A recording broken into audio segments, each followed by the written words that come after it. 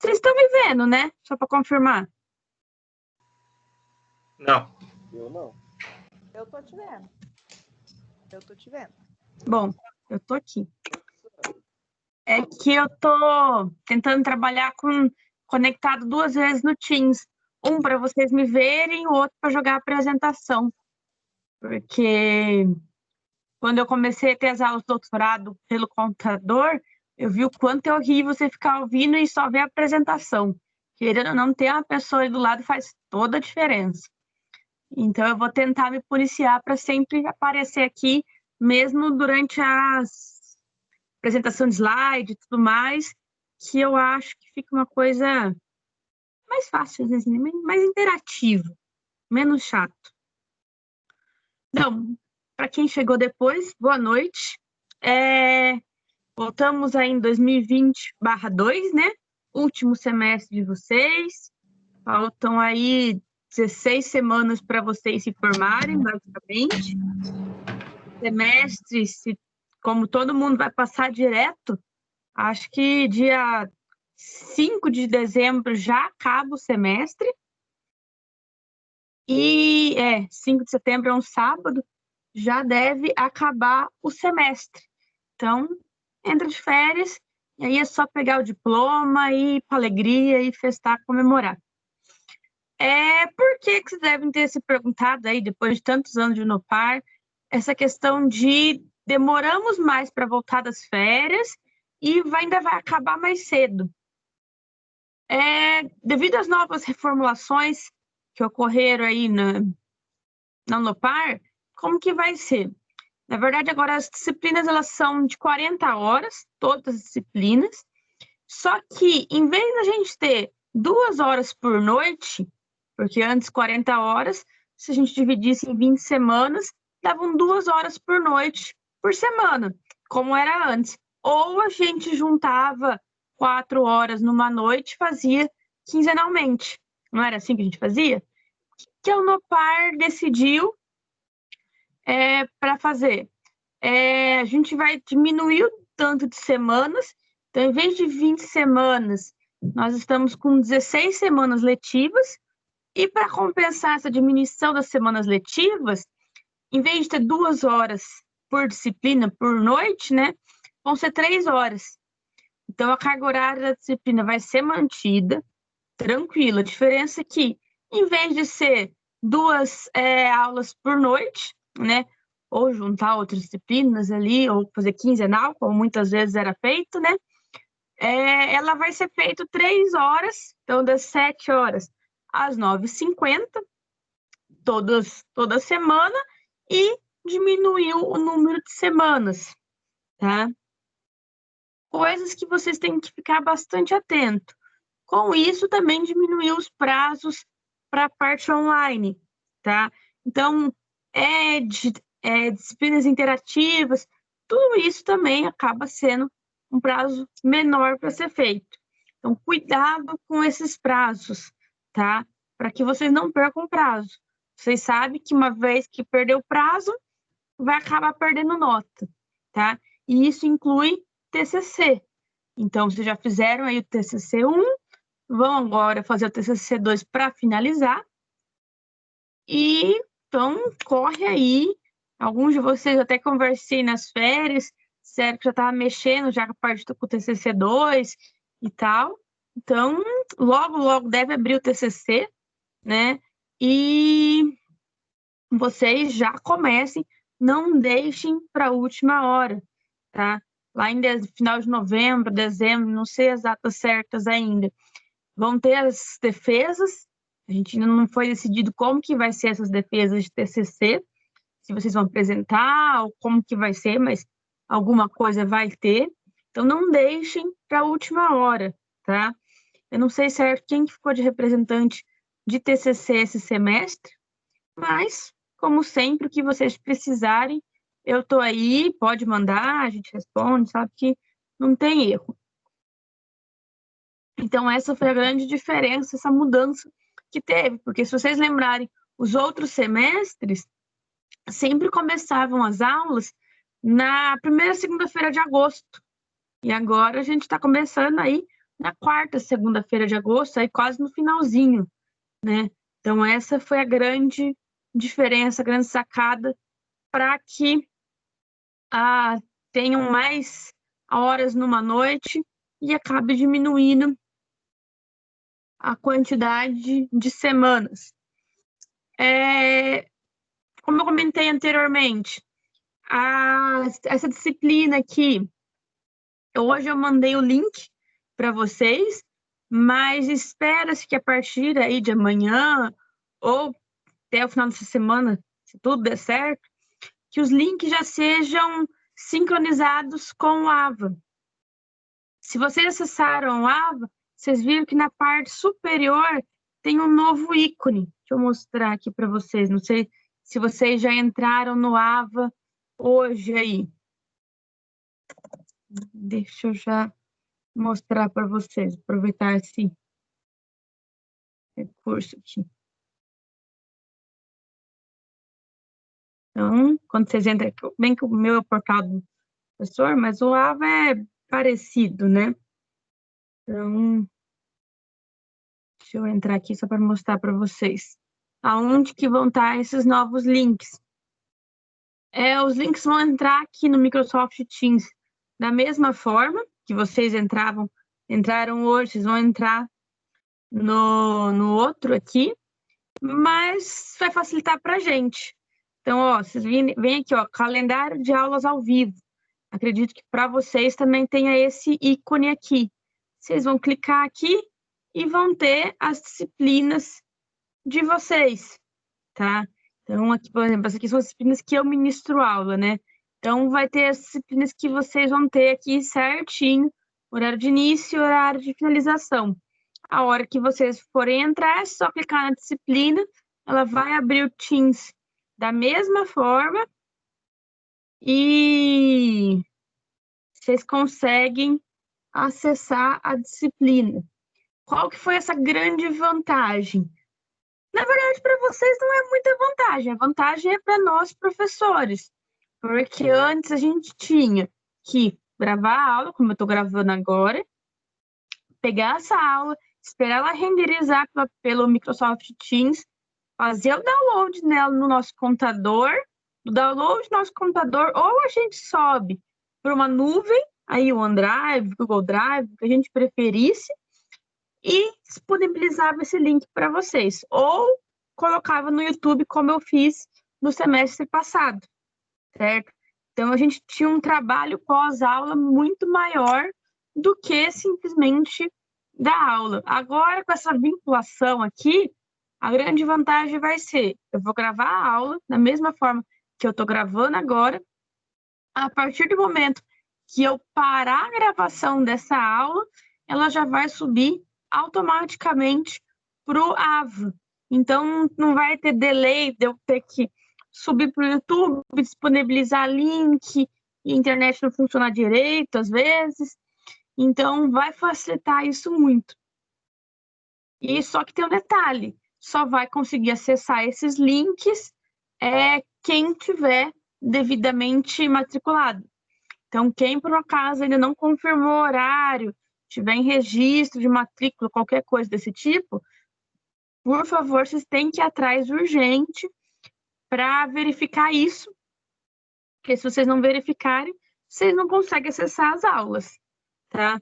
Então, antes a gente ainda conseguia mandar o link no WhatsApp e assim por diante, e agora não vão.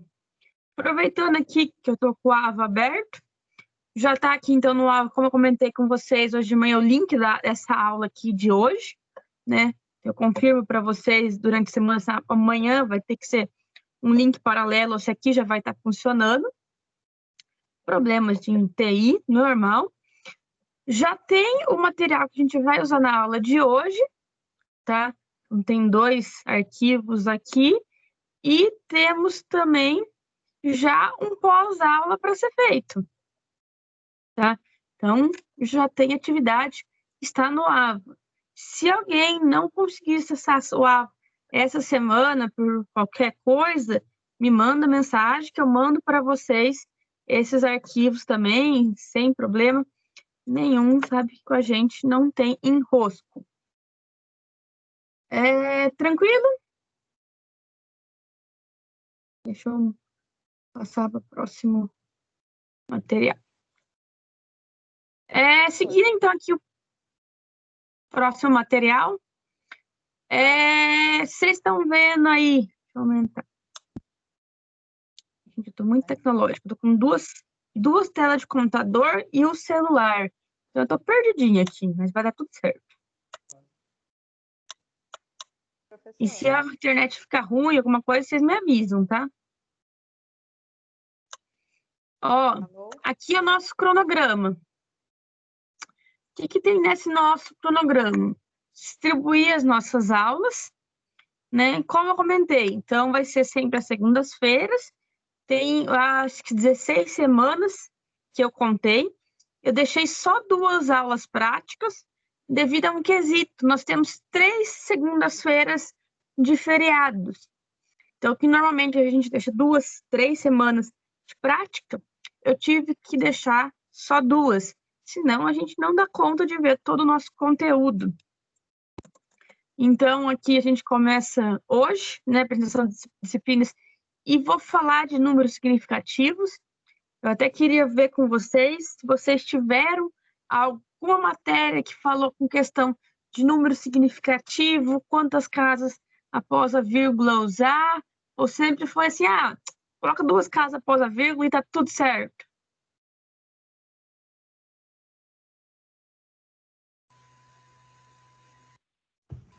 Ó, eu não recordo de ter ninguém ter falado sobre isso não, professora. Agora não sei invenção da sala, às vezes eu faltei numa aula, vai saber. Variava muito do que fosse calculado, né? Mas tem toda uma teoria por trás de quantos números significativos têm que ser usados. Então, eu preparei já um materialzinho aqui para a gente ver isso. E daí a gente entra na parte de estatística e assim a gente vai. Provas, teremos 2 provas, segue aquele modelo, a primeira prova com 1.000 pontos, a segunda prova com 4.000 pontos. Então, ó, dia 30/11, vocês estão livres de mim, pelo menos dessa disciplina. E aí, daí, segunda chamada, exame, espero que ninguém de vocês fiquem, né? Pelo amor de Deus. Então, nós temos 3 feriados. Oi? A média vai ser 2.500 ou 1.500? 2.500. 2.500? Isso. 50% da nota, né? Vai. Dá para passar tranquilo. Professora, Oi. tá me ouvindo? Tô. Então, essa Croton, ela é engraçada assim, né, professora? Porque o curso já é pequeno, já são poucas horas que a gente tem para aprender e tudo assim. A gente aprende muito mastigado, muito rápido. Aí agora eles diminuíram um pouco mais, né, do tempo, tanto de horas. A mensalidade continua a mesma coisa, se é que não vai subir. Eu não sei se eles abaixaram o salário de vocês, professores, ou se mantiveram. Mas, sei lá, a gente fica meio desanimada, porque, sabe, cada semestre que passa é uma coisa a mais, assim, que você vê que desestimula. Uhum. Não sei os outros alunos o que acham, mas é o que eu acho. Não, eu super te entendo, eu vendo o modelo, porque tem que pagar as contas, mas a gente não concorda 100%, essa é a realidade. A gente também não concorda, a gente tem que vender o modelo como se fosse perfeito, mas... Mas a cada vez que passa, tá cada vez menos perfeito, né? Sim. Não sei o que acontece, que ao invés de se tornar uma faculdade para a gente, sei lá, divulgar, né? Falar, não, é boa, sim e tal. Não, que assim, o MEC, por si só, a Unopar, ela não segue nada fora do que está no MEC, mas ela aproveita todas as brechas que tem. Então, se o MEC autorizou aí, começo do ano, acho que foi antes da pandemia ainda, no final do ano passado, que tivesse as aulas presenciais, faculdade presencial, pode ter até 40% de disciplina online, ela aproveita exatamente os 40%. Então, que a gente concorda? A gente não concorda muito. A gente sabe que nada substitui uma boa aula, um estar ali presente, uma aula de verdade. A gente sabe disso. Ir para o laboratório, essas coisas a gente sabe que nada vai substituir. Mas ela pega as brechas que o MEC autoriza. A gente, toda vez que ela faz essas mudanças, nós questionamos, nós, professores, a gente discorda e tudo mais. Só que eles vêm com a lei do MEC, falando, ó, é isso, a gente tá certo, e infelizmente olha para nossa cara e fala, se não quer, se não tá feliz, fora da rua é ali. É verdade. Mas eu falo assim, como vai diminuindo, eles tinham que acompanhar com a mensalidade, né? Também acho. Mas, infelizmente, nós, professores, não temos muita força. Quem teria força seria vocês, alunos. Mas, mesmo assim, a força ainda é pequena, né? Ainda mais não tendo mais o curso, né, professor? Então, isso que eu ia falar. Ainda mais o curso de vocês, que são as últimas turmas. Eu vi hoje alguém postando nos grupos de que a Unopar vai diminuir... A Unopar não, a Croton como um todo. Ela vai diminuir todos os cursos que ela vai ter? Ela vai deixar só os mais lucrativos? Não, mas tem que fazer isso mesmo, professora. Isso é resultado mesmo da ação dela. Você vê, tá quase... Perdeu um monte de aluno, tá? Vai perder. Aí agora são desesperados para começar a dar lucro de novo. Você vai ver a ação da empresa, ou seja, aí já passa a não usar o ser sensato mais, né? Aí já é uma medida desesperada, porém vai contrapartida ao que no quesito qualidade, né? Exatamente. Não é algo que visa a educação, é algo que visa lucro. Ponto. Isso é claro. Então não é, por exemplo, a Croton, eu entrei bem na transição Unopar e Croton, então tinha bastante gente que era ainda professor da época Unopar, e conheço bastante gente que se formou quando era só Unopar, antes de vender para Croton. E disse que era outro esquema, era literalmente preocupado em ensino. Mas aí foi vendido, e é o tal do vender para as grandes corporações, e tá no que dá. Mas a gente não sabe até quando vai isso. A gente que está no final da linha agora tem que aceitar, né? Fazer o quê? Infelizmente já não tem muito mais o que fazer. Porque na região não tem outra faculdade de química. Só se vocês mudarem para uma UEL ou UTF. Mas a grade é muito diferente. Diferente assim, o que uma disciplina, por exemplo, aqui chama quimiometria, lá chama outra coisa, sabe assim, a mistura são outras, separações são bem diferentes. Então, fica meio complicado. Por exemplo, vou cancelar agora e vou entrar na UEL agora, que tem como, né? Ainda mais no final do curso, assim, sempre tem bastante vaga. Mas você tem que praticamente refazer o curso inteiro. Então, infelizmente, a gente pode brigar e tudo mais, mas uma pergunta, alguém de vocês aí é 100% FIES? Não? Se vocês souberem de alguém que seja 100% FIES, pede para falar comigo, eu tenho umas coisas para conversar aí, que eu precisava saber em particular, tá? Mas deixa assim, off. Mas é isso, gente, infelizmente falta pouco para a gente terminar. Eu já tenho alguns cursos que eu gostaria de dar para vocês à parte. Era para eu dar agora nas férias, mas foi um monte de coisa, acabei que não deu tempo. Mas, por exemplo, eu quero dar alguns cursos para vocês que eu simplesmente não vou receber. Eu vou dar o curso para vocês porque eu acho que são assuntos importantes que eu acho que vocês não tiveram no curso, ou foi algo superficial e tudo mais, mas que eu não vou receber um centavo para isso. Se for EAD, se for longe assim, ainda não gasto nada.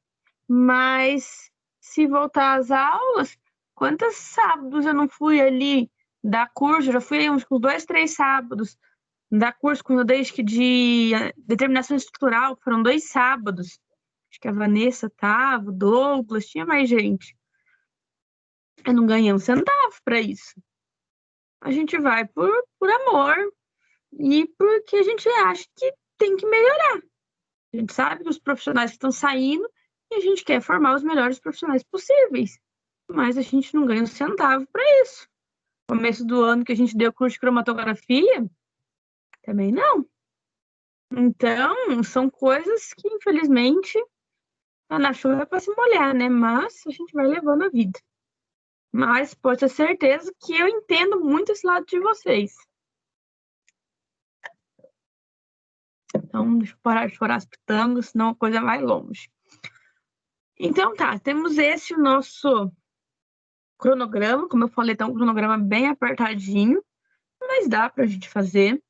Não é uma disciplina assim tão longa, tem bastante assuntos, mas como eu falei, um vai puxando ao outro. As aulas sempre vão estar gravadas, tá? E aí, gente, qualquer dúvida, ou vocês voltam na aula, ou todo mundo oficialmente aqui dessa turma tem meu WhatsApp. Vocês sabem que vocês podem me mandar mensagem, eu vou responder. Estou aí com o celular quase que 24 horas na mão e a gente vai conversando, não tem erro. É uma disciplina que tem bastante cálculo, então é uma disciplina que vocês vão ter que trabalhar. Porque, assim, se eu vier passar a matéria, com 4 aulas eu termino essa matéria. Se eu chegar aqui, mostrar os slides, falar, ó, é isso, mas eu falar isso, ninguém vai entender. Essa é a realidade. Eu já acho que uma terceira ou quarta vez que eu dou essa disciplina. Então, eu já sei que vocês têm que ir fazendo junto. Tem uma disciplina que eu sei que exige bastante paciência e exige bastante comprometimento de vocês fazerem. Eu sei que muitas vezes, ainda mais agora, ainda muito lugar de quarentena, que tem gente que está trabalhando por 2, 3 aí. Conversei com alguns antes das férias, disse que estava trabalhando pra caramba e tal. Mas eu preciso que vocês façam os exercícios. E eu fico naquela de sempre. Eu prefiro que vocês tentem fazer, me entreguem errado, me mandem errado antes, a gente corrija junto, do que vocês copiem um do outro, tá? Porque se vocês copiarem um do outro e me entregarem todo mundo lindo, maravilhoso, feito, eu vou achar que tá tudo certo e vou continuar com a matéria. Agora, se não, professor, não entendi isso, meu filho, desço, nem que vai descer um quadro aqui no meu quarto pra gente fazer junto. Sabe que não tem erro. A gente dá um jeito nessa vida. Tudo a gente dá um jeito. Mas a gente vai ter que aprender, tá? É uma disciplina que ela vem crescendo muito. São poucas as faculdades no Brasil que têm essa disciplina na graduação. Eu mesma, eu só fui ter ela no mestrado, na pós, mas eu acho que é algo que poderia sim entrar na grade de qualquer curso de graduação. Por quê? Ainda mais uma graduação igual vocês, que são voltados bastante para a indústria. Querendo ou não, a UEL é muito mais, como eu fiz o UEL, é mais voltado para a academia, então para quem quer dar aula e coisas do tipo, para mais bacharelado, né? Mas vocês que vão para a indústria, vocês vão estar mexendo com melhoramento de processo o tempo todo. Essa é a grande questão de vocês. Melhorar os processos, além de controle de qualidade e tudo mais. Mas o melhorar um processo faz toda a diferença. O final do ano passado, que você, se eu não me engano, lembra que a gente teve aquela rodada de profissionais ali na Unopar? Que foi eu, a Márcia, o Clóvis e um outro rapaz aí que eu esqueci o nome dele. Vocês lembram lá o que o Clóvis falaram? Acho que a maioria que estava ali, né? Que era aquele senhor já bem de idade. Que com uma pequena mudança, eles conseguiram um rendimento muito maior do processo E na época aí ele ganhou muito dinheiro com isso. Eu posso falar tranquilamente, porque eu conheço o Clóvis pessoalmente, não é só da área de química, né? Eu conheço família, conheço toda a história dele de vida, então eu sei que realmente foi isso. Ele fez a vida com essas novas invenções, com essas melhorias, tá? E querendo ou não, a quimiometria vai fazer toda a diferença para vocês. Porque chegar numa indústria e falar, ó, se eu fizer isso, vai melhorar o seu rendimento, vou aumentar nem se for 2% do seu rendimento e diminuir o custo, filho, qualquer empresa fala, senta aqui que é sucesso. É o que toda empresa quer, diminuir custo e aumentar o rendimento. E aí que entra essa parte de quimiometria. Se vocês olharem aqui, ó, no cronograma dela, a principal coisa que nós temos é que, ó, planejamento experimental. Então, para a gente fazer um experimento, a gente não tem que simplesmente seguir ali o que está escrito como uma receita de bolo. Porque a gente está acostumado a chegar no laboratório e simplesmente seguir o roteiro que está ali. Quando a gente simplesmente segue o roteiro que está ali, a gente esquece que a gente pode melhorar. Quando a gente entrega um roteiro de uma prática para vocês podem ter certeza que essa prática já foi testada várias vezes, foi feito melhorias para que ela ocorra de forma mais redonda possível, para que não tenha grandes problemas. Agora, pensa isso numa indústria, tá? Aquele processo ali. Se vocês chegarem com algo inovador, mas nem grande inovador, se eu aumentar 2 graus na temperatura daquela reação, vai melhorar meu rendimento. E isso a gente consegue fazer esses melhoramentos de forma pouco custódia. Ou seja, eu faço experimentos em pequena escala, poucos experimentos e com cálculos matemáticos e estatísticos, eu consigo ver aonde está a tendência de melhoramento e, com isso, aplicar isso. Então, é algo que facilita bastante. Não é de forma aleatória. Eu vou pegar esse processo aqui e vou aumentar a temperatura de forma aleatória ou a velocidade e assim por diante. Tem toda uma explicação do porquê daquilo. Então, é isso que a gente vai ver bastante nessa quimiometria. Depois a gente vai ver superfície de resposta, modelagem de mistura, que tudo isso envolve os dados que nós vamos ter. Eu preparei uma apresentação, deixa eu achar aqui, uma introdução de mais ou menos que toda essa quimiometria que nós temos, e vou colocar para vocês, para a gente começar a conversar. Deixa eu achar aqui. Cadê?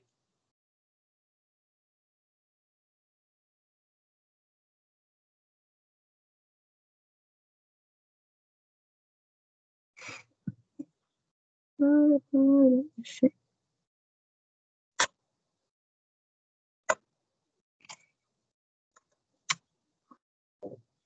Pronto, achei. Vamos lá. Vocês estão vendo a apresentação? Me confirma. Sim, professora. Então tá. Só pôr meu celular para carregar, senão daqui a pouco a minha câmera cai e aí vocês não me veem mais.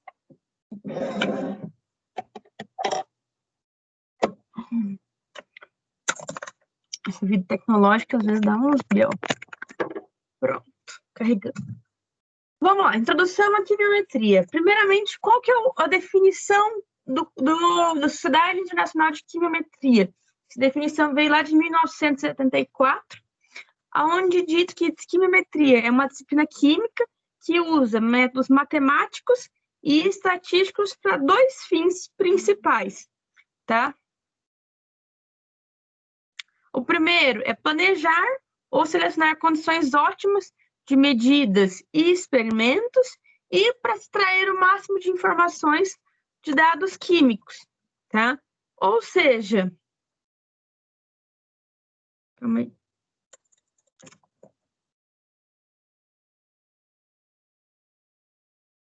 Deixa eu só mandar o link, que tem gente que não está conseguindo entrar.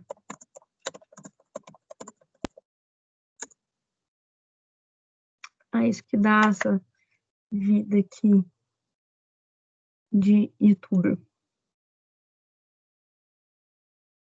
Vamos ver se agora consegue entrar.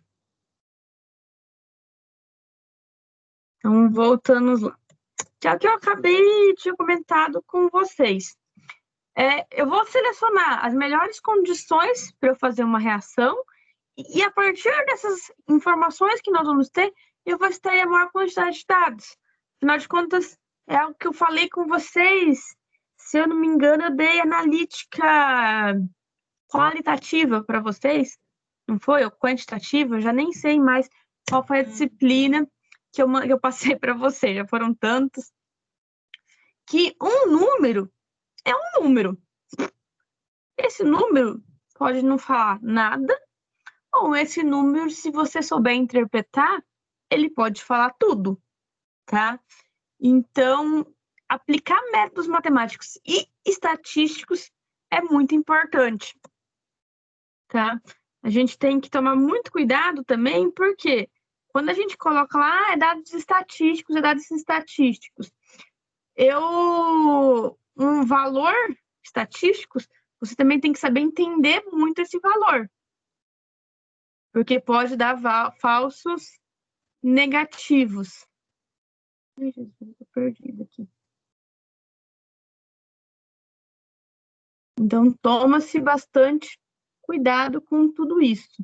Esperando entrar, não. Então, continuando. Então, a gente vai tentar entender tudo isso e vai fazer sentido. Prometo que no final faz sentido. Então, a gente vai aplicar métodos de estatística multivariada sobre a química. E aí eu quero perguntar para vocês uma coisa. O quanto vocês tiveram de estatística? Quando vocês tiveram? Em que semestre que foi? E o que vocês lembram de estatística?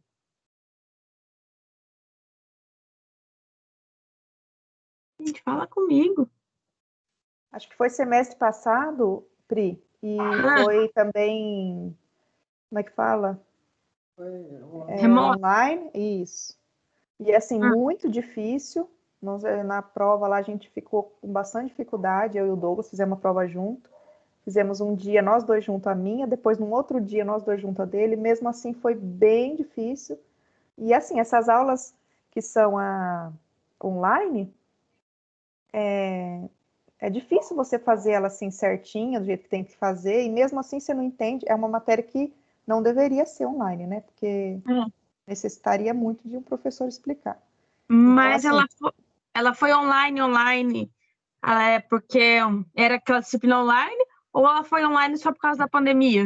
Tinha um professor aqui? Eu acho que era online mesmo. Não sei, vocês sabem aí, pessoal? Quem foi que deu a matéria? Ela foi virtual. Só tinha tutor, sabe? Então tá. Interativo. Tá. Foi disciplina interativa. Interativo, 100%. Então, a gente vai tentar sanar todas as dificuldades. Algumas coisas a gente vai precisar. Por exemplo, o médio a gente faz, desvio padrão, é tranquilo, mas aí a gente vai começar com curva de Gauss, T e tudo mais. Mas a gente vai rever tudo isso, tá? Normalmente, eu sempre dou aí 1, 2 aulas só com essa estatística básica, normalmente uma aula é suficiente, e aí a gente vai conseguir continuar. Porque se vocês soubessem exatamente todo esse começo, a gente pulava, mas se não, a gente já estava no nosso cronograma ver essa parte de estatística sem problema nenhum, tá? Então, quais são os principais objetivos da quimiometria, tá? Nós separamos principalmente em 4 objetivos, tá? Que é a parte de otimização de experimentos, análise exploratória. Então, quando eu quero ter uma amostra nova, que o que eu tiver ali e eu precisar explorar, entender essa amostra, eu posso utilizar a quimiometria como ferramenta. Processos de curva de calibração, vocês tiveram aí semestre passado análise instrumental, não tiveram? Acho que o Adermival, não foi que deu? Se não me engano foi. Vocês devem ter visto curva de calibração, calibração interna, calibração externa. Foi visto isso?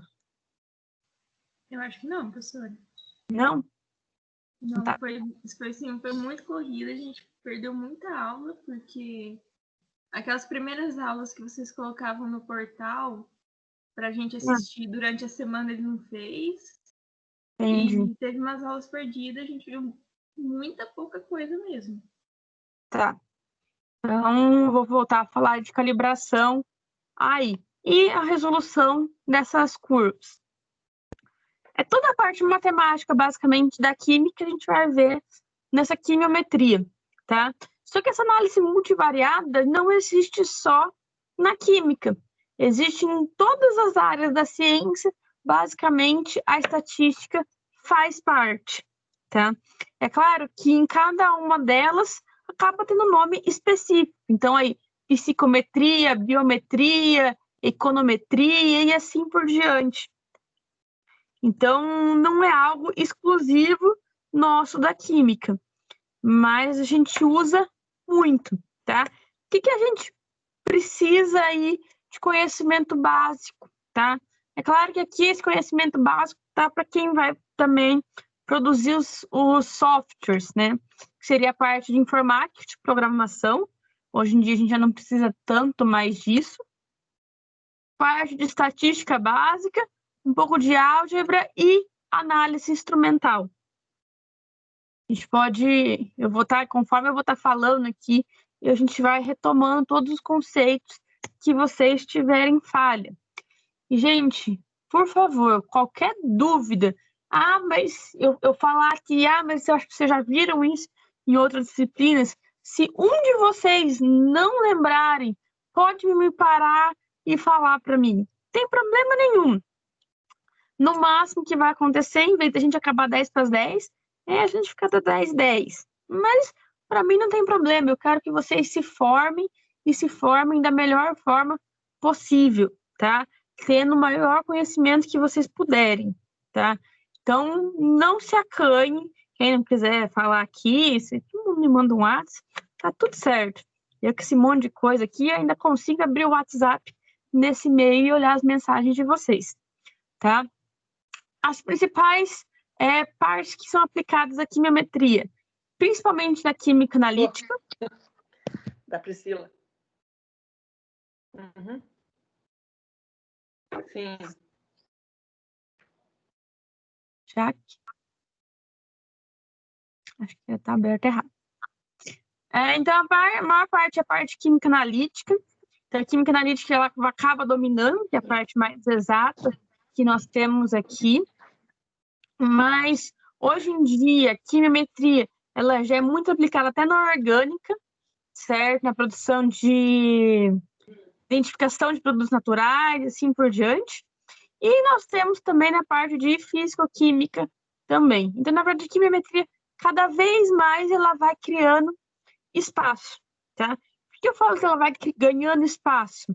Quimiometria, ela começou nos anos 70. Então, é uma área muito nova que nós temos.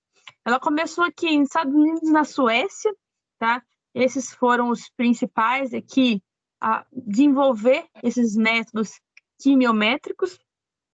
E aí começou a se espalhar no mundo. Só que se vocês olharem outras partes estatísticas, aí, como eu falei, eles começaram muito antes. Começaram lá na primeira metade do século XX. E por que na química demorou tanto para chegar desse jeito?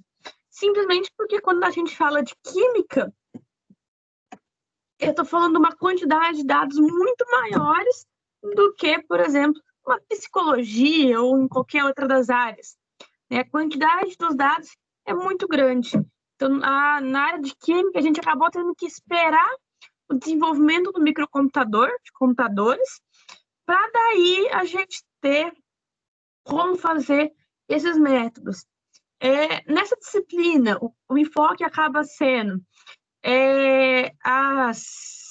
fazer na mão.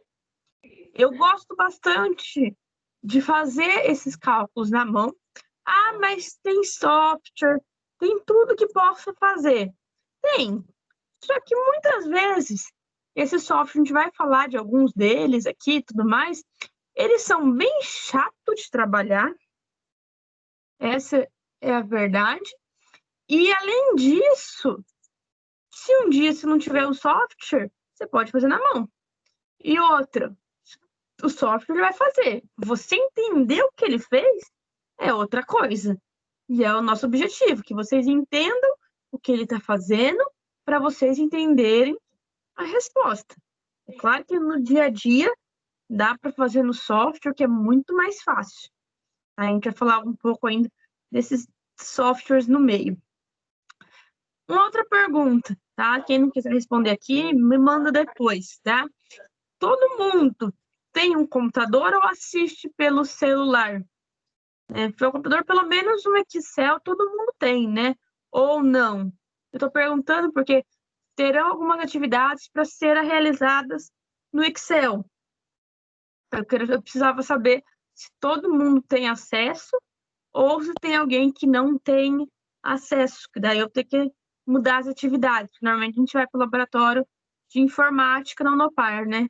Mas a gente pode fazer isso de forma remota. Então, vocês me informem depois aí se todo mundo tem acesso ao Excel, assim, de forma fácil. Tá? Me lembrem disso depois.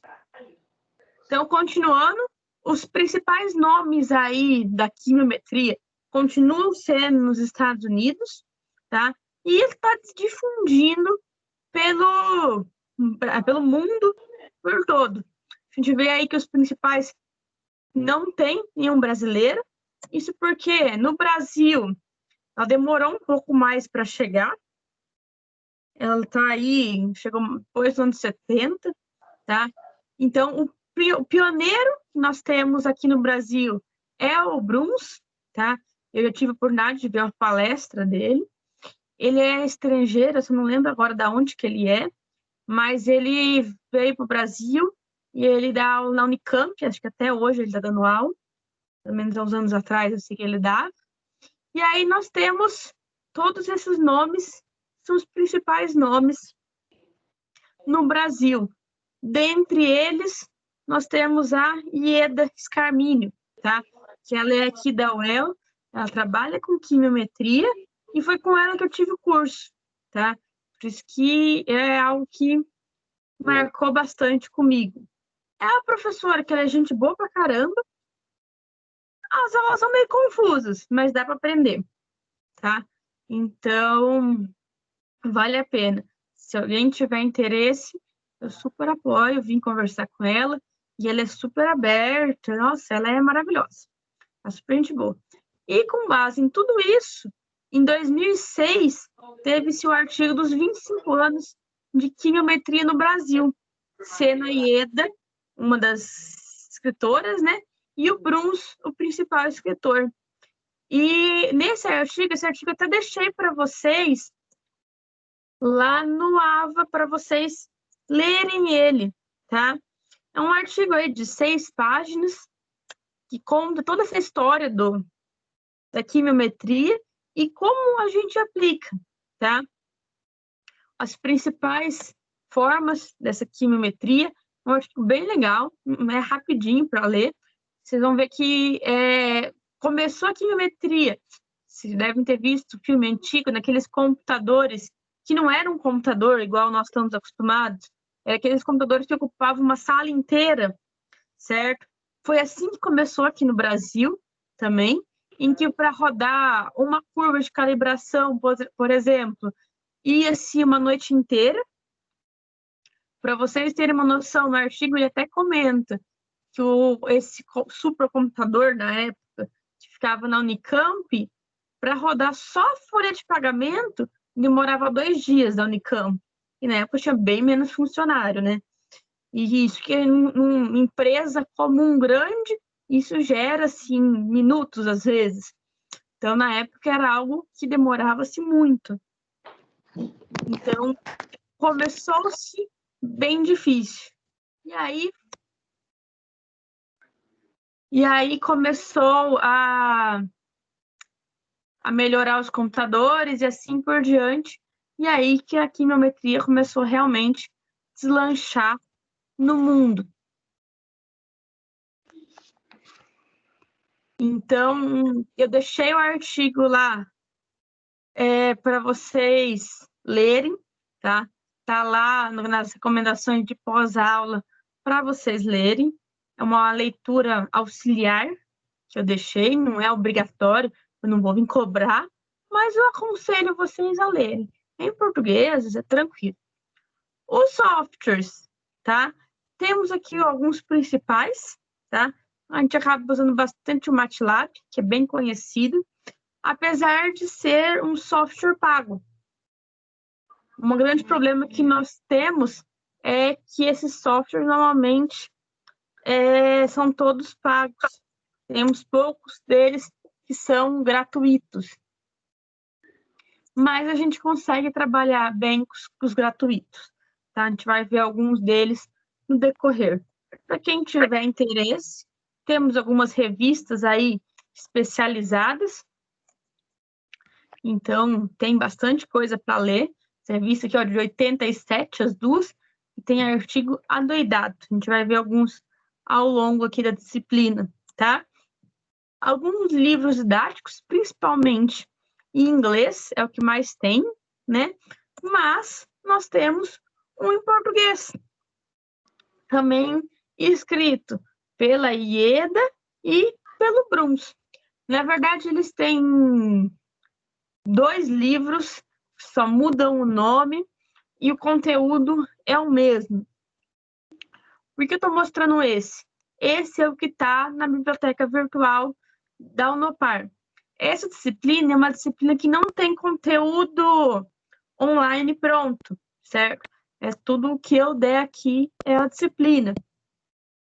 Então, a gente precisa de um livro base. E é em cima desse livro que nós vamos ter a aula, tá?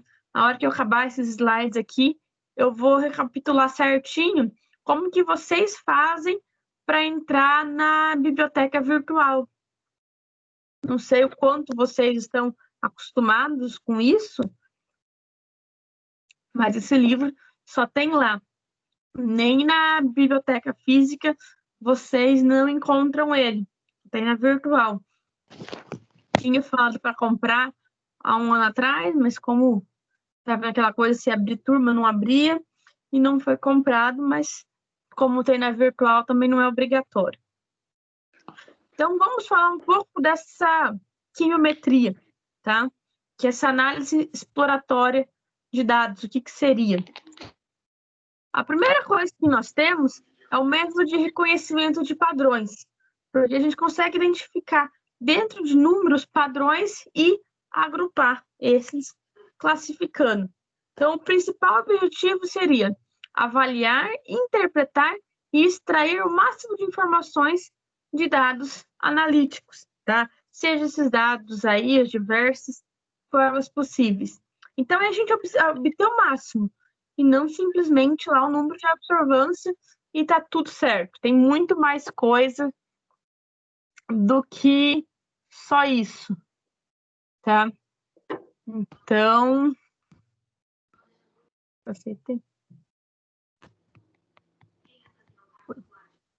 a gente vai ver isso tudo, tá? Uma coisa que a gente vai ter que trabalhar, que é aí que eu acho que também a gente faz uma revisão no decorrer da disciplina, é a parte de matriz, porque aqui os nossos dados, a gente sempre vai matriciar eles.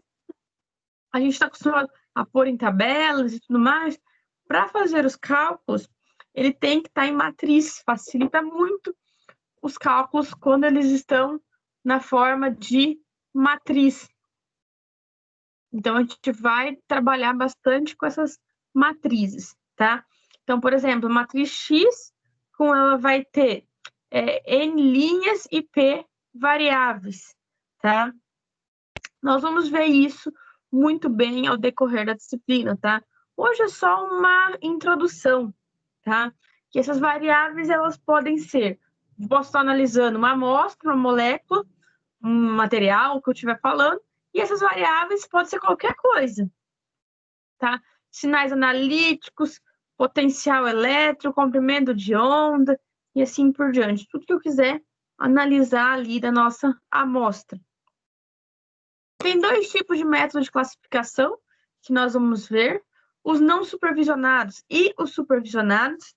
Na grande maioria das vezes, é o mais comum, são os métodos não supervisionados, que é quando eu faço a nossa análise e depois eu vou fazer as estatísticas, e o supervisionado é aquele que eu já começo, antes de fazer a análise, eu já começo a fazer a parte estatística antes, a pensar exatamente qual que é o nosso objetivo ali e quais são os dados possíveis que eu terei, tá? Mas a maioria a gente nunca sabe o que tem na nossa amostra e quais serão esses resultados assim tão fácil, tá?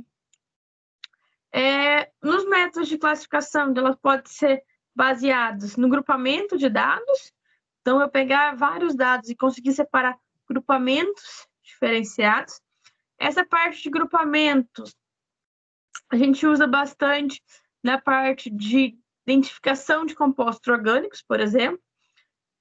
Por exemplo, já se tem métodos aonde a gente, pelo cromatograma que nós temos, eu consigo classificar que tipo de café que eu estou trabalhando. Então, a gente sabe que existem vários tipos de café aí, de produtos diferentes, né? Café arábico, café colômbico, uma coisa assim, tem vários tipos de café. E pode ser que a gente consiga, já se consegue, né? Eu fazer um cromatograma a partir do perfil cromatográfico desse café que eu estou analisando, eu consigo identificar qual que é a origem desse café, o que até então era muito feito só pelo sabor do café. Por exemplo, eu precisava de uma pessoa especializada na prova do café para tomar e falar a classificação desse café. Hoje em dia a gente já consegue fazer isso pelos componentes químicos que ele tem. A gente consegue agrupar isso e identificar exatamente, tá? E a projeção de dados em espaço de menor dimensão. Então, fazer menos experimentos e obter mais resultados, tá? A modelagem dos dados, ela pode ser de 2 formas, tá? O hard é quando eu tenho modelos já descritos físico-químicos, tá? Então, é algo que são modelos já conhecidos, por exemplo, a lei de Beer, e os softs, modelos softs aqui, que são aqueles onde não tem algo bem conhecido. Então, vocês vão propor o modelo que acaba sendo mais utilizado. A gente vai falar tudo isso bem detalhado, tá? Pode ficar tranquilo, gente. Análise de componentes principais. Essa é uma das principais coisas que nós vamos ver aqui. E aí que a gente vai precisar lembrar de algumas coisas ou ver algumas coisas, tá? A principal coisa que nós vamos ver é a parte de correlação, tá? Se eu tentar correlacionar qualquer tipo de dados, pode dar uma correlação. Então, exemplo que eu tenho aqui, a altura média de uma criança versus a idade. É de se esperar isso.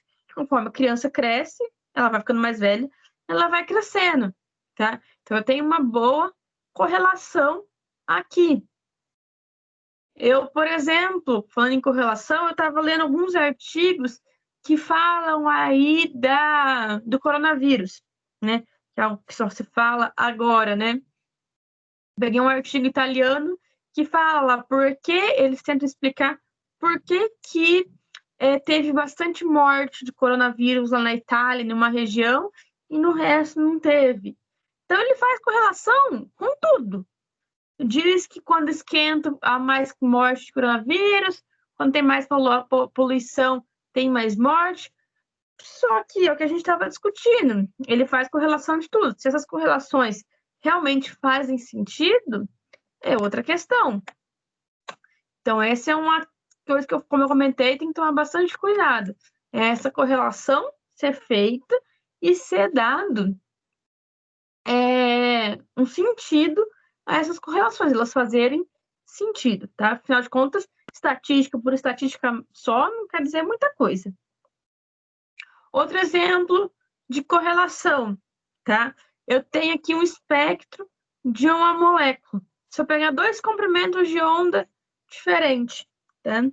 Recapitulando lá, aproveitando a parte de análise instrumental.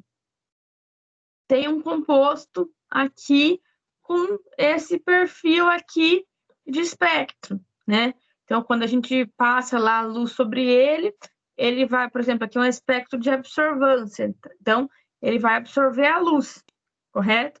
Ele tem esse espectro, e num comprimento de onda é menor, outros comprimentos ele absorve mais, e assim por diante. Toda vez que eu tenho um espectro de absorvância, eu sempre vou aproveitar os máximos, que é onde a gente vê que tem uma diferença maior nas diversas concentrações. Então, cada linha dessa daqui é uma concentração diferente. Então, eu pego os máximos. No caso aqui, eu teria 2 pontos máximos. E a gente vê que esses 2 pontos são correlacionados. Se eu pegar os valores aqui nos 2 máximos e fazer uma relação, a gente vê que eles são correlacionados, tá?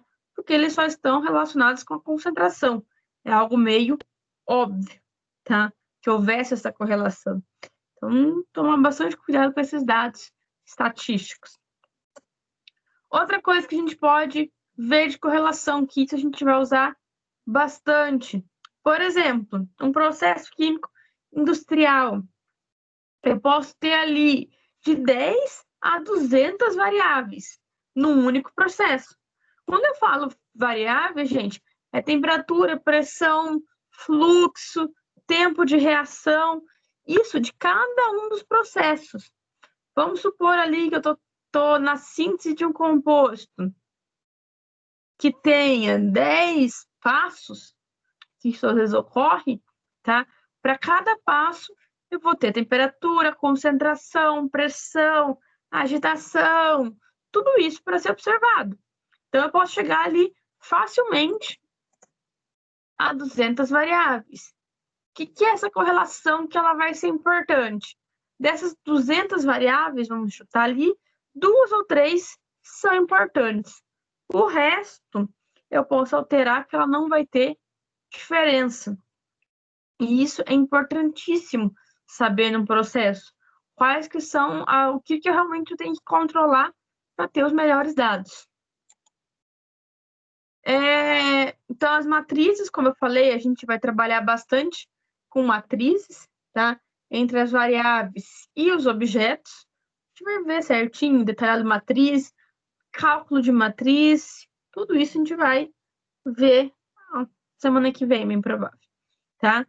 Então, alguns exemplos que nós temos aqui, se eu pegar a parte de espectroscopia, que é o mais conhecido, eu posso fazer a relação entre a amostra, então tem várias amostras, e os diversos comprimentos de onda, para ver qual que é o melhor, e assim por diante, tá? E lembrando que cada um desses pontos, ele vai ter um dado realmente experimental, tá? Só que olhando isso, parece que a gente vai ter a quantidade de dados muito grande, tá? Se a gente for pensar, por exemplo, tá? Um espectro para 50 amostras, tá? Produz uma matriz de dados de 40 mil números. É muita coisa. É óbvio que a gente aqui, como a gente vai fazer muita coisa na mão, não vamos ter isso, certo? Outro exemplo que nós temos aqui são 100 variáveis que são medidas a cada minuto. Então, por exemplo, ali eu tenho um processo numa indústria que são 100 variáveis que são observados ao longo do dia, certo? E essas variáveis são feitas a cada minuto. Então, a cada minuto sai uma pressão, a cada minuto sai uma temperatura de cada ponto e assim por diante. E isso no final de um dia, para 100 variáveis, são 144 mil dados. Imagina analisar tudo isso. É impossível. É basicamente impossível analisar todos esses dados.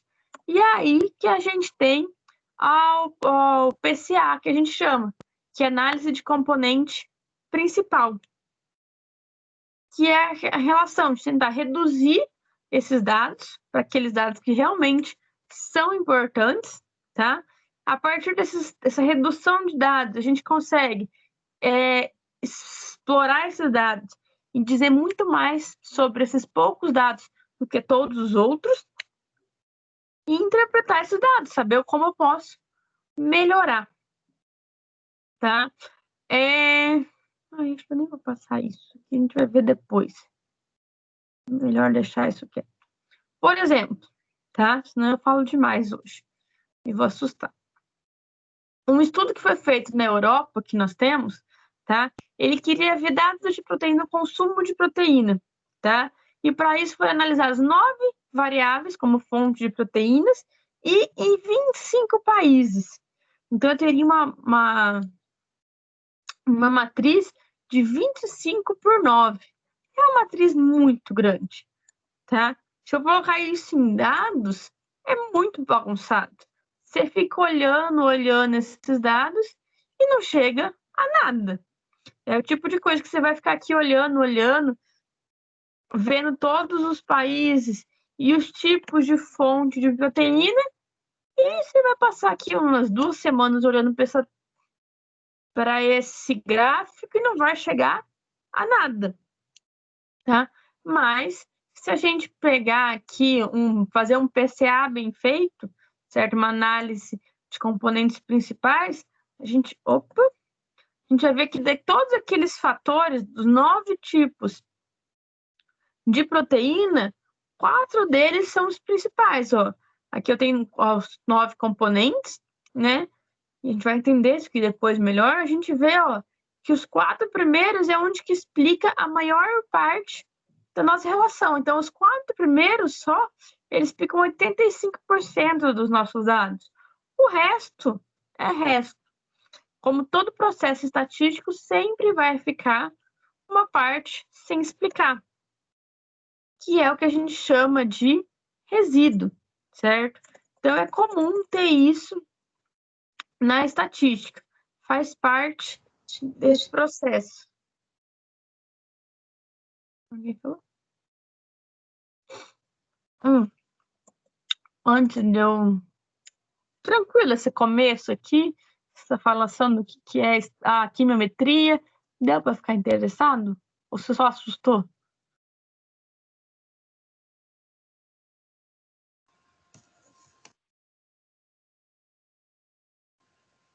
Esperar para ver na prática, né, professora? É bastante coisa, mas vai dar certo. Assim espero. E, gente, de novo, não deixe chegar, tipo, 2 aulas da prova e vocês me avisaram que vocês não estão sabendo nada, igual vocês fizeram comigo em orgânica, tá? Estão me avisando toda semana, por favor.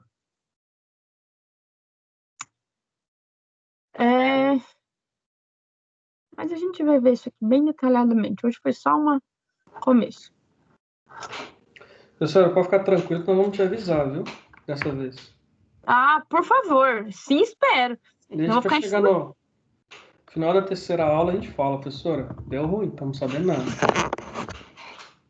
Vou mandar mensagem para cada um. Final, toda semana, perguntar se vocês estão sabendo.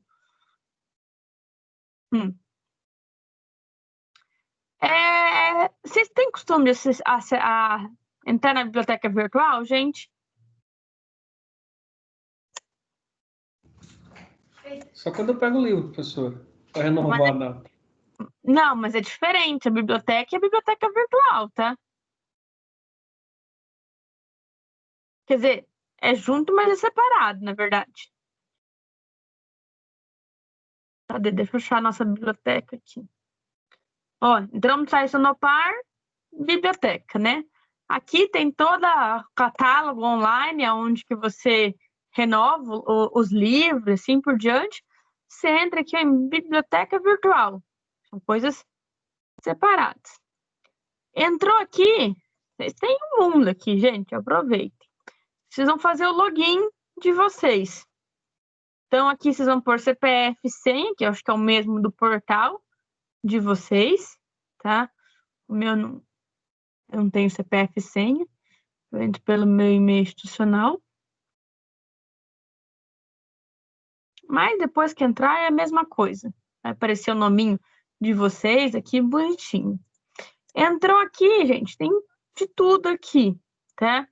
Várias bases de busca, até sugiro vocês, às vezes, dependendo do assunto que vocês forem colocar no TCC de vocês, vim pesquisar, ó, aqui tem bastante artigo, tá? Vale a pena dar uma olhada. Tem alguns tutoriais, tem livros, tem de tudo aqui, vale bastante dar uma olhada. O nosso livro, nossa disciplina, ele vai estar... Vai, computador. Meu computador começou a zoar. Não é aqui que vai estar. Professora, não está aparecendo a sua tela. A tela não está aparecendo? Para mim, não. Mas eu tô vendo. Vocês estão... Tem mais alguém que não tá vendo? Deixa eu sair e colocar de novo. Eu tô vendo. Eu também tô vendo. Deixa eu colocar de novo. Ver se apareceu. Apresentando, foi. Para mim, não, professora. Eu vou tentar sair e entrar de novo. Tá. Aí, ó, entrem aqui, ó, em minha biblioteca. Vocês vão ser redirecionados para uma pasta onde tem bastante livros aqui. Tem livro de tudo. Muita coisa tem aqui, tá? Então, orgânica, analítica, fisicoquímica. Tem acesso a basicamente todos os principais livros que nós temos aí. Todos aqueles livros que a gente fala que é a base da química, tem aqui. Aqui, entrou. Alguém, semestre passado, que ia falar de biodiesel, eu achei o livro aqui e tudo mais, então tem bastante coisa, tá?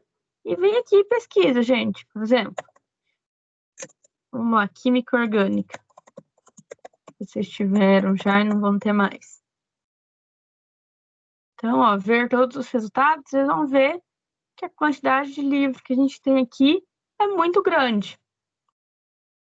E tem a grande vantagem que você não tem que renovar. Opa. Errado. Orgânica. Você não tem que renovar, você não paga multa se esquecer, que é só entrar aqui. E você ainda pode pesquisar dentro do livro o assunto que você quer. A internet, pelo jeito, deu uma caída, tá meio ruim. Então, tem aqui os diversos livros. Então, vale a pena acessar. Agora carregou.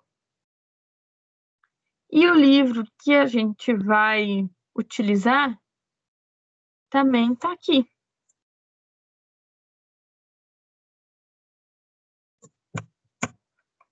Vamos, computador, me deixa na mão.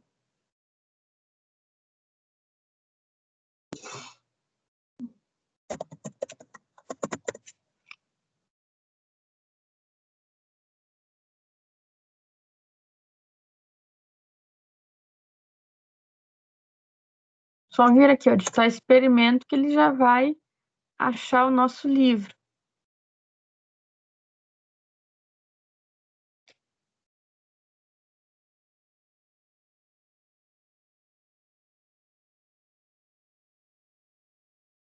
A internet está bem ruim agora, pelo jeito.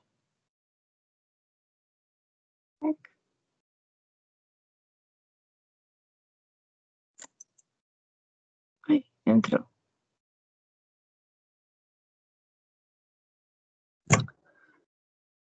Tô achando que é meu computador que tá pifando, não é a internet. Aqui. Ó, o verdinho, como eu tinha mostrado para vocês ali anteriormente, ele vai estar aqui. E aí, uma vez que vocês entrem, eu vou seguir ele, basicamente. Como eu falei, é o melhor livro que nós temos na língua portuguesa. Não existe ele, não achei, pelo menos, ele em PDF para baixar. Já tentei, né? Mas não tem. Então, tem todo o livro aqui na biblioteca virtual que a gente vai seguir. Então, vocês vão, quem for acompanhando pelo livro, vai ver que até os exemplos que eu estou usando acabam sendo bem parecidos, tá? E é claro que tem a pesquisa aqui por tópicos ou por assuntos. Vamos colocar lá, análise. Ele vai achar todas as palavras psicoanálise. Então, conforme eu for falando do assunto, vocês pesquisaram aqui, ó, simplex, vai ter um simplex aqui. Ele vai mostrar toda onde tem a palavra, você já consegue ir direto, tá? Então, usem e abusem. Se vocês estiverem ainda com preguiça de ler, que eu acho um absurdo, tem até a opção de ler em voz alta, tá? Não é a mesma coisa, porque tem algumas palavras que ele lê errado. Você coloca aqui, ó, a largura e vai descendo. Mas se você ainda tiver com preguiça, você vem aqui em ler em voz alta, que ele vai ler o livro para você. A utilidade deve ser a principal e legal de... Opa.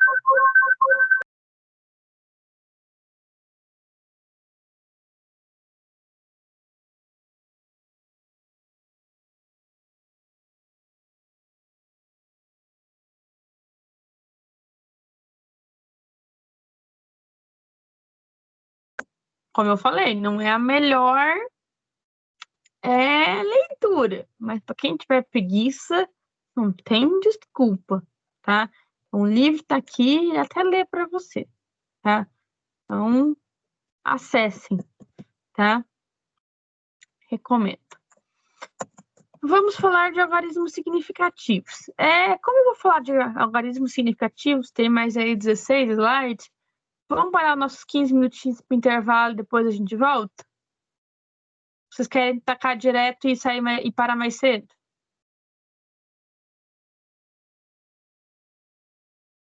Por mim pode ser direto. Alguém é contra? Fale agora. Eu sou a favor. Então, se ninguém falou, quem cala consente, né? Realmente ninguém, vocês não falam comigo, eu falo sozinho.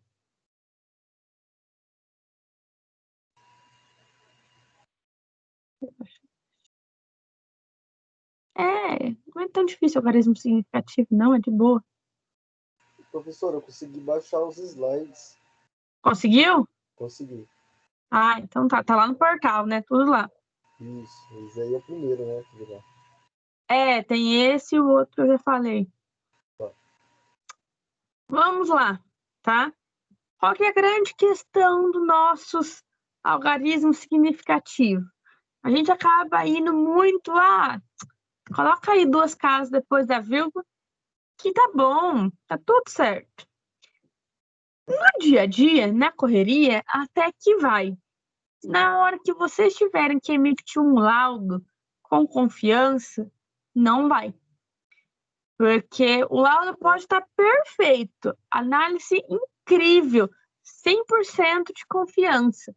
Mas se os dados significativos não tiverem sido cuidados, se for algo importante, eles podem cancelar toda a sua análise devido ao fato de vocês não terem cuidado nesse quesito de algarismos significativos, tá? Porque eu não posso dar um resultado final com uma precisão maior do que os meus instrumentos têm precisão, tá? Por exemplo, vamos supor que eu tenho no nosso laboratório lá uma balança com 4 casas depois da vírgula, que é o normal ali. E na hora de pôr os resultados, tá? Você vai lá e coloca, fez na calculadora as contas e tudo mais, coloca ali 5 casas depois da vírgula, 5 algarismos significativos ao todo? Simplesmente pode dar os cálculos perfeitos que vai ser dado como errado. Por quê? O seu instrumento de medida foi a balança e os seus dados não coincidem com a precisão da sua balança. Então, são quesitos que se tem que tomar cuidado, tá? Então, a primeira coisa, o que são esses algarismos significativos? São todos aqueles algarismos contados, tá? Da esquerda para a direita, diferente de zero. Então, por exemplo, aqui, 0 à esquerda não conta, 0 à direita conta, tá? São coisas, lugares diferentes onde está esse zero. Porque, por exemplo, aqui, ó, 45,30 centímetros. Esse zero é um número significativo, porque ele faz parte da precisão da minha medida.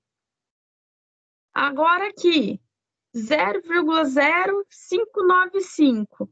Eu tenho aqui 3 números significativos, porque o nosso erro, ele é sempre no último número. Por isso que 0 à direita conta e 0 à esquerda não conta, tá? Isso aqui já faz parte. Tem 3 números significativos aqui. Quando eu tenho, por exemplo, aqui, ó, 0,0450 quilos, tá?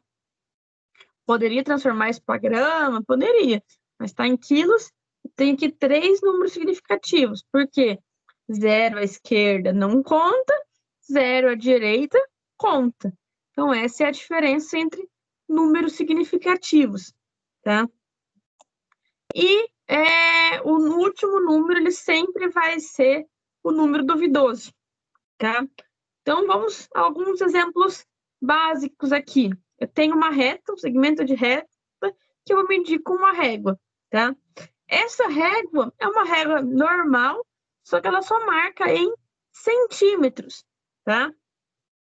Só que quando ela marca em centímetros, o nosso segmento de reta que eu tenho aqui, ele não tem exatamente esse último dado aqui. Eu sei que ele está entre 9 e 10, então é 9, alguma coisa, mas a gente não sabe o quanto é esse alguma coisa. Por isso que esse último número vai ser o número duvidoso. Sempre o último número é o que nós não temos certeza. Então, 9 aqui, ó, a metade seria 9,5 aqui. Poderemos chutar ali que é o 9,6 centímetros. Mas esse 6 aqui, ele é o número incerto, é o nosso número duvidoso. Agora, se eu tiver uma régua em milímetros, que é um pouco mais precisa, que normalmente as réguas que nós temos aqui no nosso dia a dia, né? Ela tem ali os centímetros e eu tenho as marcações aqui de milímetros. Então, se eu for fazer essa medida, eu já consigo ver aqui, ó, o 9, 9,5, 9,6. Como ela não acabou exatamente no 9,6, ela acabou entre 9,6 e 9,7, eu posso falar que é 9,65. Então, 9,6 eu tenho certeza aqui desse valor. Já o último, que é o 5, eu já não tenho a certeza desse valor. Por isso, agora o número duvidoso é o 5. Então, sempre o último número significativo vai ser sempre a nossa incerteza. Lembra quando a gente vai pesar alguma coisa no laboratório, que a última casa ela fica subindo e descendo, e normalmente ela não para estabilizada numa balança, tá? E eu acho que eu já falei para vocês, não tem problema, anota o valor que tá certo. E eu com certeza devo ter falado já isso para vocês no laboratório. Por quê? A última casa é a incerteza. É o último número significativo que a gente tem. Então, a balança tem o último número, sempre vai ser a incerteza. Você pode medir a mesma coisa várias vezes vocês vão ver que normalmente o último número ela vai dar uma diferença, que é a incerteza. No caso de uma balança, quando a gente pensa numa balança, essa incerteza pode estar relacionada a diversas coisas, desde a corrente elétrica não ser estável, um vento que passe ali e chacoalha essa balança na hora, e assim por diante. Então, esse último número sempre vai ser com uma incerteza, tá? A diferença é que vai depender quantos números de algarismo significativo a gente tem para daí ter a nossa incerteza, né? Quanto maior número de algarismos significativos, melhor é a nossa medida, tá? Então, como a gente já comentou, zeros à esquerda, elas não são consideradas. Então, aqui, ó, eu tenho um algarismo significativo, que é onde está o nosso incerteza. Aqui eu tenho 2 algarismos significativos, 3 algarismos significativos, e no último aqui, só 2 algarismos significativos. Todos os zeros à esquerda não têm valor nenhum. A gente vai ter valor ali para saber qual que é a potência ali, a carga, né? Onde está a vírgula. Mas de forma algarismo significativo e valor real, esses números não têm significado nenhum. Já os zeros à direita, elas têm significado sim, tá? Então, aqui, ó, tem 3 algarismos significativos, 4, porque todos os zeros à direita conta. Zeros no meio também conta como se fosse um algarismo comum. Reparem algo que parece ser besteira, que eu já reparei que muitas vezes não é anotado em relatórios e tudo mais, mas que tem que ser tomado cuidado. Esse 0,0450 quilos é diferente de 0,045 quilos. Mas se a gente for medir isso, vai dar a mesma quantidade, ou vai dar massas muito próximas. Qual que é a grande questão? Aqui eu sei que 0,045 é certeza. Esse zero pode ser 1, 2, ou menos que isso, né? Mas eu vou estar variando aqui, tá? O 45 vai acabar mantendo. Já aqui não. O que vai variar é o 5 último aqui. Então, ele pode ser 0,46, 0,43 e assim por diante. Esse último número, a gente não tem certeza absoluta. Então, por isso, tome-se bastante cuidado, tá? Quando nós trabalhamos com potência, eu vou considerar só o número, as potências, elas não vão entrar em número significativo. Por isso que a gente trabalha bastante com as nossas potências em base 10, porque elas não entram, tá? Então, aqui eu tenho 1, aqui eu tenho 2, 3 e 2 algarismos significativos. O que está na base 10 aqui não vai ter diferença para a nossa contagem de algarismos significativos.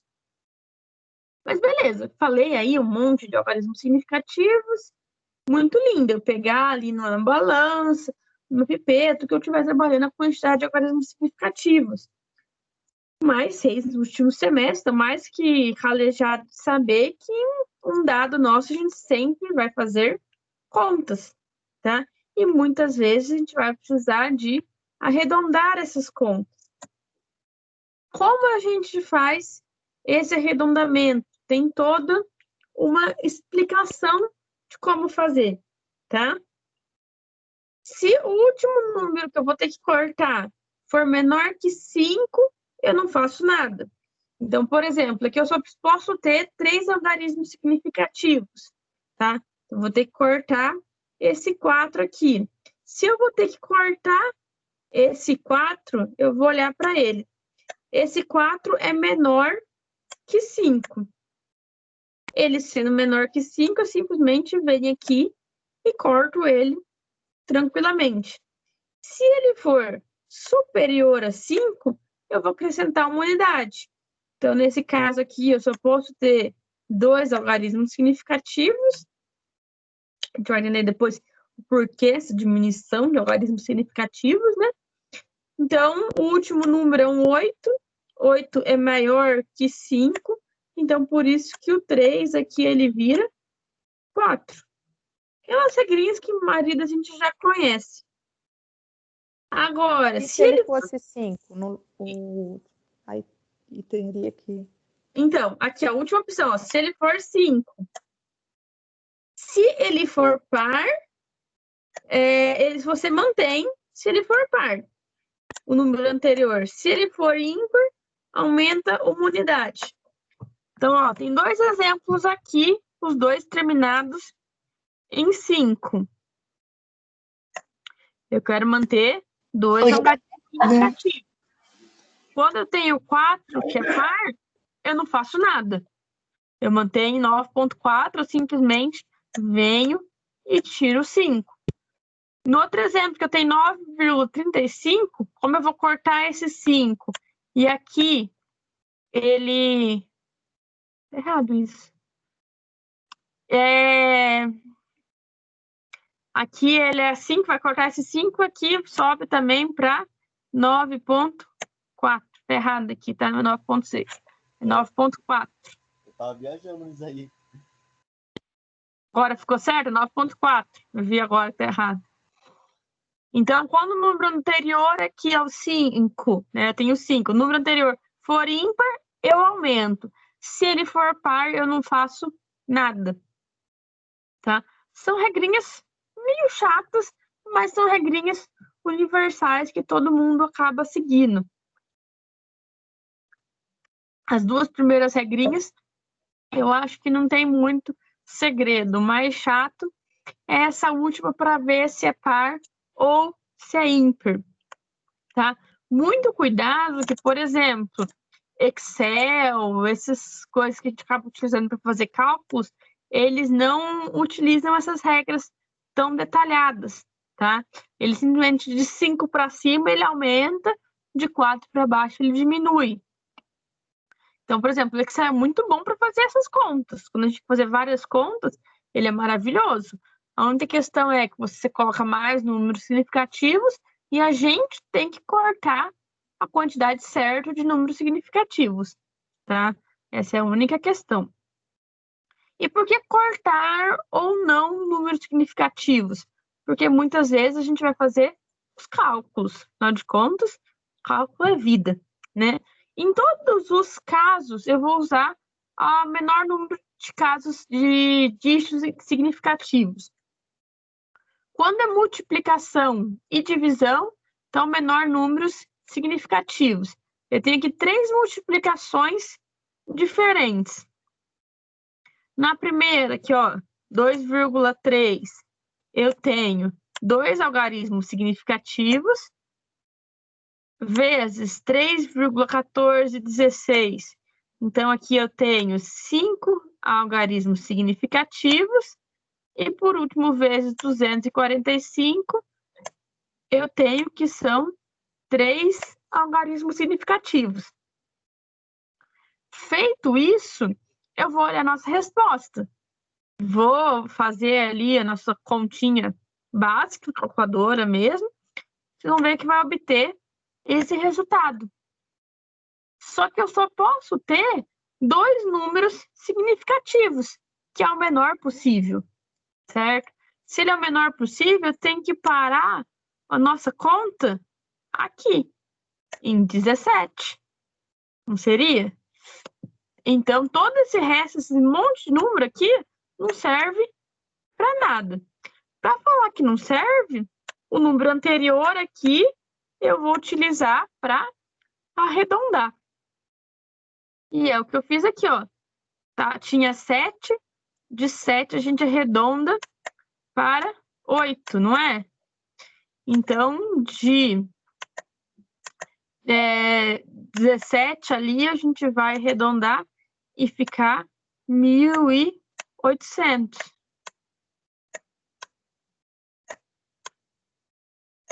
1.800. E com isso, eu teria aqui 4 números significativos ainda. Lembra que eu falei que 0 à direita, ele conta, certo? ficou com 1.800, zero à direita conta, mas nada impede que eu coloque na forma de exponencial. E aí fique 1,8 vezes 10 a menos 3. E aí sim eu consigo dizer que 1,8 são só duas casas, dois algarismos significativos.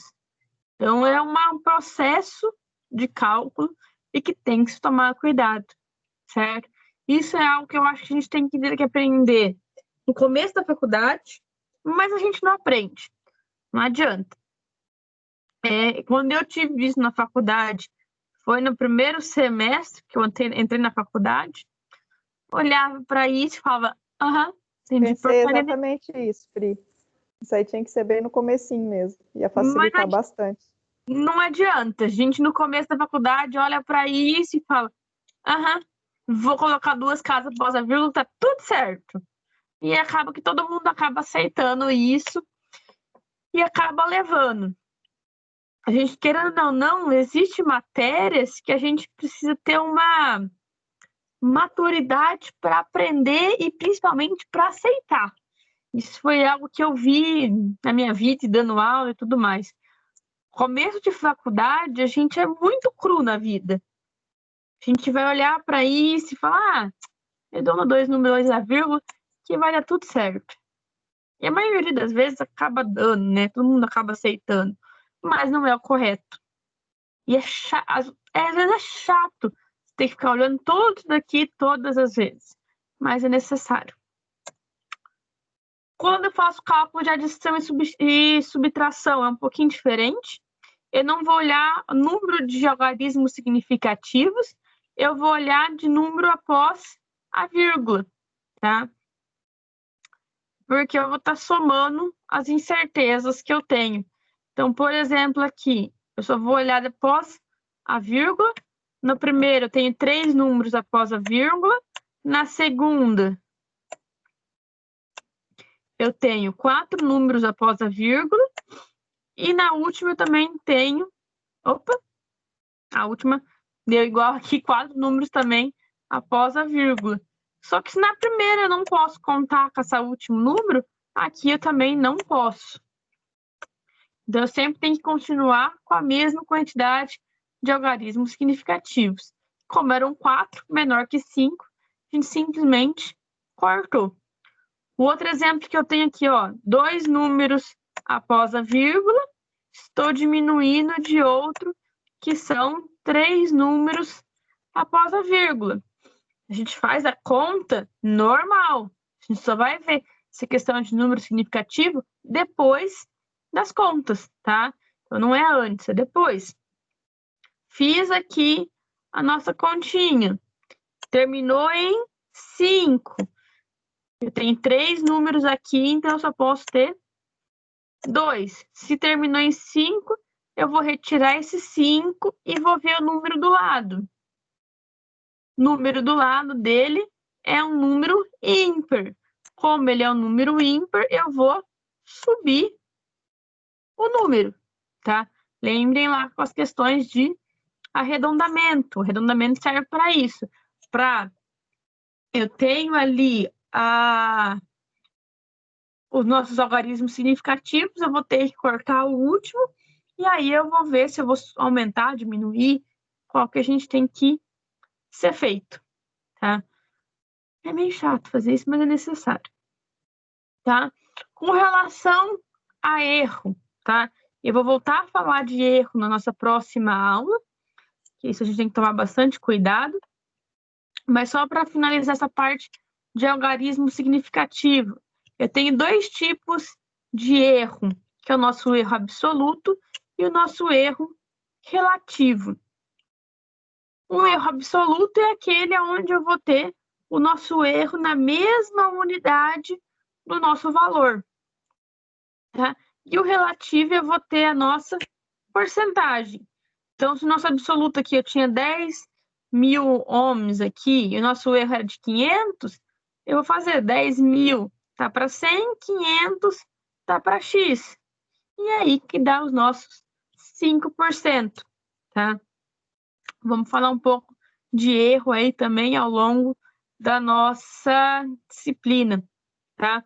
Mas só para terminar essa parte de algarismo significativo, porque o erro ele vai dar a casa duvidosa. Então, por exemplo, quando eu tinha ali uma régua que era só com centímetros, lá no começo da aula, certo? Coloquei lá 9,6. Lembra que a gente mediu lá no comecinho? Deixa eu achar aqui. Aqui, ó, 9,6 e falei que o último era duvidoso. Então, se, por exemplo, trabalhando em centímetros, a dúvida é de 0,5 centímetros.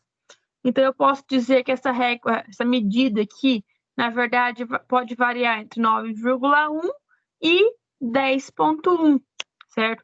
Porque o erro, normalmente, ele vai variar de 0,5 na unidade, tá? É metade da casa decimal duvidosa. E se eu pegar a régua milimetrada, tá? Que era aquela onde eu tinha uma quantidade de dados maiores e o último número era esse aqui. Então, quando eu tinha isso aqui, o nosso erro vai ser aqui. Então, o nosso último, ele fala aqui, ó, o enunciado diz de erro é a metade da casa decimal duvidosa. A casa duvidosa não é essa, a última casa? Então, se a última casa é a duvidosa, a metade da última casa é 0,5. Então, ele pode estar falando que aqui ele vai entre 9,7 a 9,6 é a nossa certeza. A última casa eu tenho de dúvida. Como eu falei, essas questões de algarismo significativo são necessárias, mas na hora de trabalhar, muitas vezes a gente acaba negligenciando eles, tá? E aí, como foi negligenciado até o presente momento da vida de vocês, vocês vão fazer exercício, tá? Temos aqui no final desses slides são 10 exercícios. É rapidinho de ser feito. A grande maioria ali é só para colocar quantos algarismos significativos tem cada um e assim por diante. Dá para fazer aqui em 10 minutos, antes das 9 horas, vocês já acabam. Então, eu quero que vocês façam e vão me enviar. E aí fica, pode me enviar via WhatsApp, via e-mail, o que vocês preferirem. Isso aqui já está no portal de vocês, está lá na parte de aula. E é bem tranquilo. Por exemplo, primeiro, identifique o número de algarismos significativos. Não vou nem comentar. As medidas indicadas abaixo estão corretamente em algarismos significativos. Escreva em notação científica e indique os algoritmos corretos e o primeiro duvidoso em cada medida. São coisas extremamente básicas, porque é matéria lá do primeiro semestre, certo? Mas é algo que eu coloquei esses exercícios para obrigar vocês a fazerem. Essa é a realidade, né? Porque eu falar aqui de algarismo significativo é tudo lindo, é tudo fácil. Não é difícil mesmo. Mas vocês têm que fazer para pegar o jeito e assim por diante. Tranquilo? Nossa, poucos exercícios aí e vocês já terminam. Então, quem quiser já fazer hoje, entrar no portal e fazer, tá lá e tem até segunda-feira que vem para fazer. E qualquer dúvida que vocês tiverem, vocês vão me mandando mensagem. E, de novo, façam e não copiem para a gente ver o que ficou de dúvida. E vai me mandando mensagem, gente. Vocês sabem que vocês podem encher meu WhatsApp, que serve para isso. Beleza? Dúvida, gente?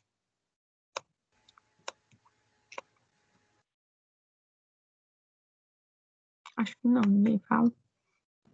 Professora, Não, tem professora, que mandar? Oi? Tem como mandar? Meu portal não tá entrando. Mano, todo mundo tá naquele grupo do WhatsApp de vocês lá? Ou tem alguém que tá no outro grupo? Todo mundo aqui tá no 5º semestre, né? No grupo do 5º, né? Tá. Tá, eu mando lá. Eu vou mandar já. Beleza, obrigado. Nada.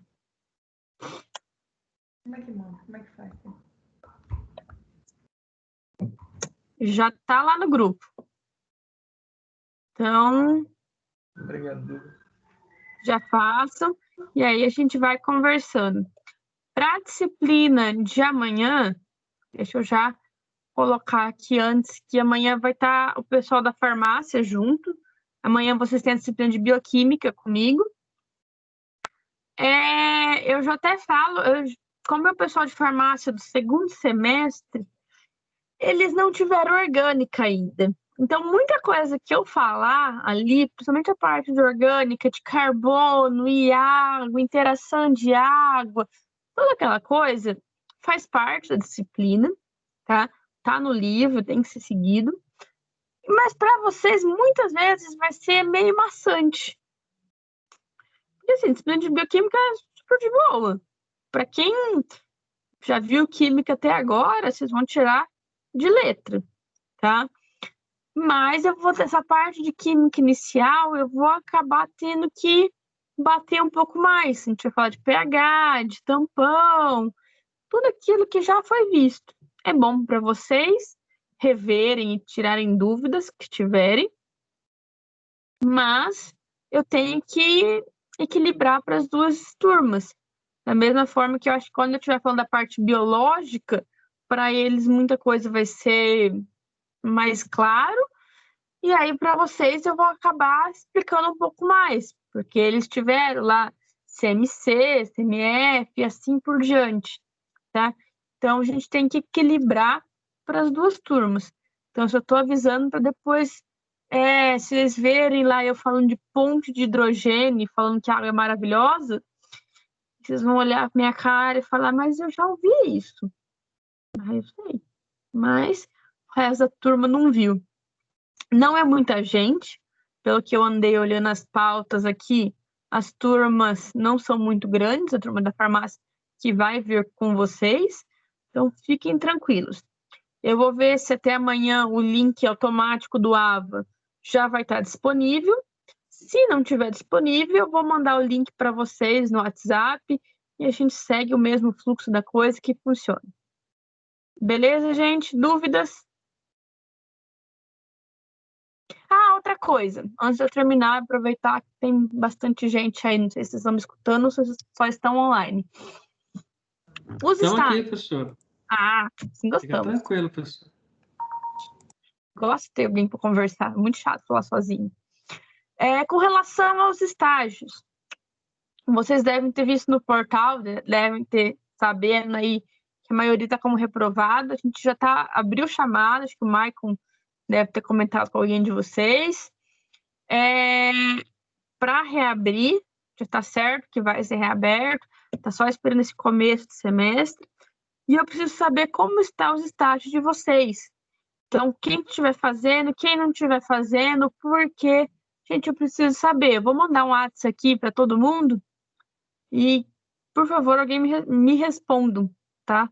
Porque eu preciso saber, ter essa relação para a gente finalizar essa disciplina de estágio que ficou. Sem elas, vocês não se formam. A gente sabe que tem várias empresas ainda com algumas restrições, né? Mas a gente precisa disso para se formar. Sem elas, você não cola grau. Então, a gente precisa dar um jeito disso. E, querendo ou não, tem uns 166 horas, né? É bastante tempo de estágio e precisa ser feito. Eu vou mandar um WhatsApp aqui uma coisa que eu tenho aqui, que eu mando um para cada um de particular. E aí vocês me respondem que eu preciso saber disso. E qualquer coisa a gente vai conversando aí, e isso é tranquilo, tá? Mas eu só peço que me respondam, porque a última vez que eu mandei, teve gente que não me respondeu. E eu fiquei brava. Mas, agora as aulas voltaram, eu posso importunar vocês para me responderem. Tá bom?